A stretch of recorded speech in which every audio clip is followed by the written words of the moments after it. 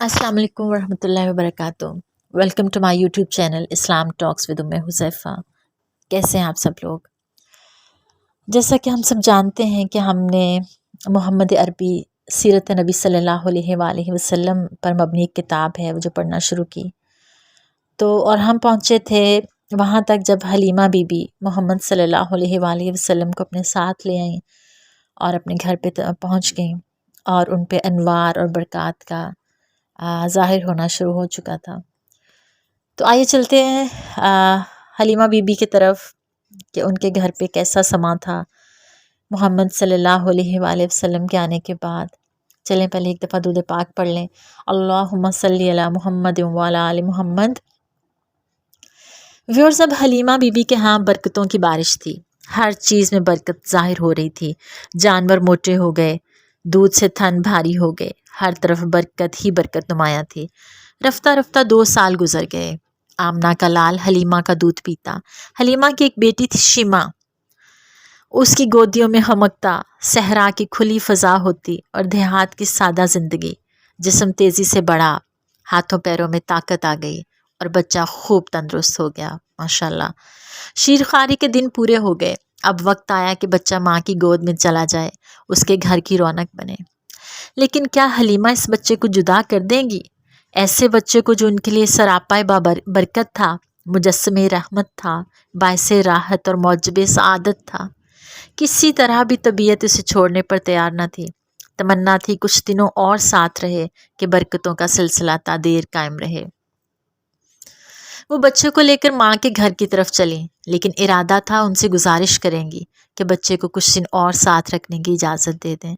वो आमना बीबी के पास आई, बोली, मुझे अंदेशा है अगर मोहम्मद अभी से मक्के में रह गया तो हो सकता है यहाँ की आबो हवा उसे रास ना आए। क्यों ना आप कुछ दिन और हमारे यहाँ रहने दें, ज़रा और बड़ा हो जाए, हाथों पैरों में जान आ जाए, फिर आ जाएगा। हलीमा आमना से ज़िद करती रहीं, पहम इसरार करती रहीं, तरह तरह से मनाती रहीं, मक्का की आबो हवा से डराती रहीं। आखिरकार हलीमा बीबी आमना बीबी को मनाने में तैयार हो गई। अब क्या था, हलीमा का दिल बाग बाग हो गया। खुशी से आंखें चमक उठीं, चेहरा धमक उठा और वो मोहम्मद को लिए हुए अपने घर आ गई।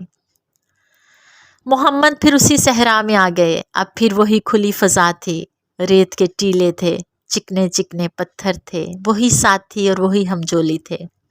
मोहम्मद फिर उसी तरह पत्थरों से खेलते, रेत पर उछलते और बच्चों के साथ इधर से उधर दौड़ते कूदते। मोहम्मद अब 5 साल के हो गए सल्लल्लाहु अलैहि वसल्लम।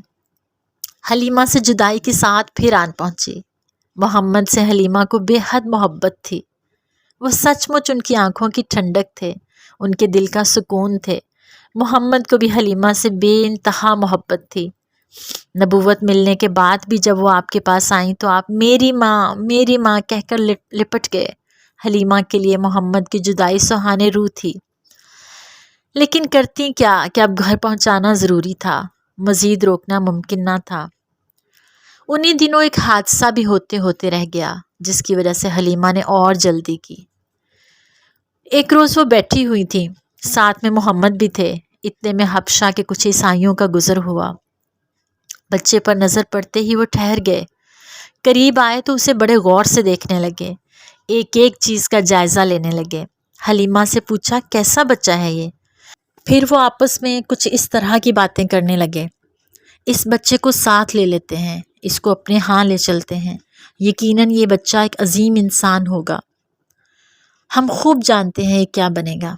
हलीमा ईसाइयों की ये बातें सुनकर उनका मतलब समझ गईं, उनके तेवर भांप गईं, उनकी बातों से घबरा गईं और डरने लगीं कि कहीं सचमुच उसे छीन ना लें, मौका पाकर उचक ना लें या कोई तकलीफ़ ना पहुंचा दें।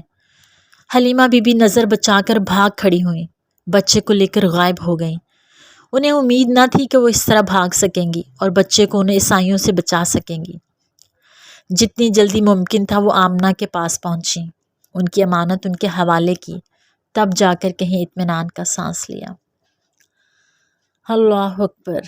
तो व्यूअर्स, रुकते हैं यहीं पे और इंशाल्लाह अगली वीडियो में हम देखेंगे कि आमना बीबी को जब अपना लाल वापस मिला تو پھر ان کے زندگی میں کیا تبدیلیاں آئیں اور انہوں نے کس طرح اس کو پالا، باپ کے بغیر اکیلی ماں کی زندگی کیسی تھی اپنے بچے کے ساتھ، دادا کے کیا احوال تھے، انشاءاللہ سب جانیں گے نیکسٹ ویڈیو میں۔ تب تک اپنا خیال رکھیے گا۔ السلام علیکم ورحمۃ اللہ وبرکاتہ۔